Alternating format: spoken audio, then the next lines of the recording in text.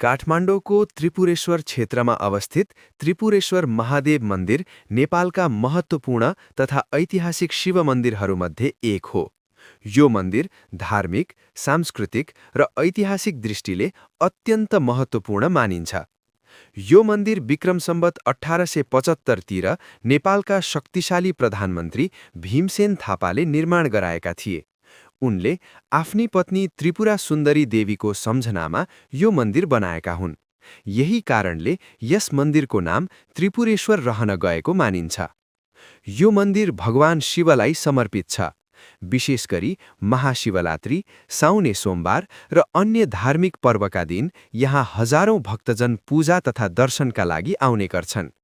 नेपाली परम्परागत पगोडा शैलीमा निर्माण गरिएको यो मन्दिर काठको सुन्दर नक्काशी, इँटाको संरचना र परम्परागत वास्तुकलाका कारण निकै आकर्षक देखिन्छ। आज पनि त्रिपुरेश्वर महादेव मन्दिर काठमाडौँको धार्मिक तथा सांस्कृतिक जीवनको महत्त्वपूर्ण केन्द्रका रूपमा रहेको छ, जहाँ दैनिक पूजा, आराधना र विभिन्न धार्मिक कार्यक्रमहरू सञ्चालन भइरहेका छन्।